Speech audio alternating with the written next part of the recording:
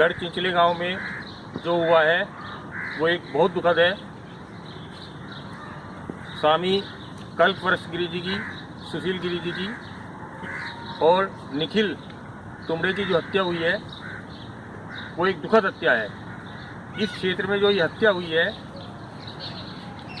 ये हत्यारे कौन है? पहले बताया जा रहा था मुसलमान हैं।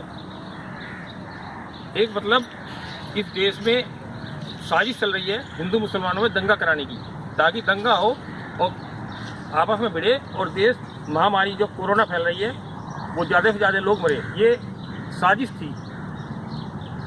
हमारे जो गृह मंत्री हैं महाराष्ट्र के, उन्होंने कहा कि मरने वाले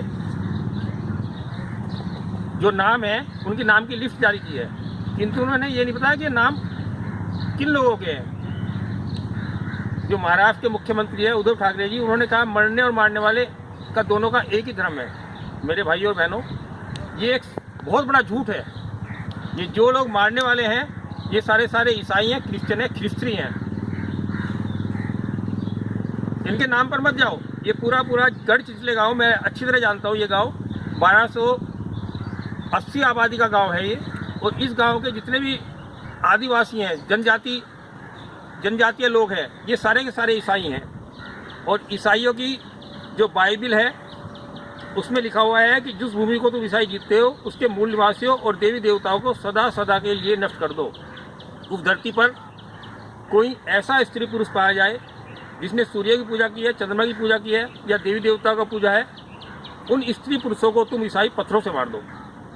ये जो हमारे संतों को पत्थरों से मारा गया है, डंडों से मारा गया है, ये बाइबली अत्याचार है। ये राक्षस हैं। मेरे पास इसी के अलावा ये बाइबल व्यवस्था विवरण अध्याय में लिखा हुआ है। मैंने एक बार एक किताब लिखी थी जिसका नाम था यीशु में शैतान है। देखिए, आप किताब को देखिए, इस किताब में यीशु में शैतान किताब है ये, और इसका एक हिस्सा है यीशु को हमें नाश करने आया है। देखिए, ये ईसा मसीह जो है, इसके हाथ में कील ठोकी गई, पैर में कील ठोकी गई।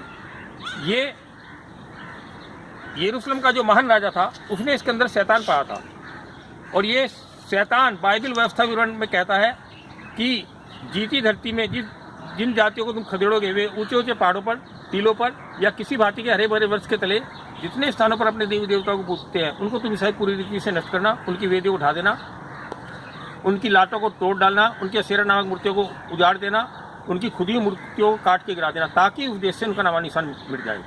कुछ दिनों पहले, लगभग 10 साल पहले, ये पूरा गाँव हिंदू गाँव था, यहाँ मंदिर भी था, किंतु उन्होंने इस मंदिर को तोड़ दिया, उसको चर्च बना दिया मंदिर को तोड़कर। ये राक्षस हैं। ये जितने भी नक्सलवादी हैं ये सारे के सारे ईसाई मिशन जो कि फंडिंग पर चल रहे हैं, ये सारे के सारे ईसाई हैं पूरे देश में। किंतु इस आतंकवाद के खिलाफ कोई बोलता नहीं है, कोई कहता नहीं है, और ये आतंकवाद लगातार फैलता जा रहा है। मेरा इस देश के नौजवानों से, खासकर उन शहीद सैनिकों से जो ईसाइयत की हिंसा में मारे गए हैं, उन सबसे एक ही कहना है, जो हमारे सैनिक शहीद हुए हैं नक्सलवाद में, उन सबसे कहना है कि ये मौका है, इन सब नक्सलवादियों के जो गैंग है, चाहे वो प्रदीप पैट्रिक हो, जितने भी लोग हैं, इन सबका विनाश कर दो, इन सबको मार डालो, तभी इस देश को तरक्की कर पाएगा। भारत माता की जय।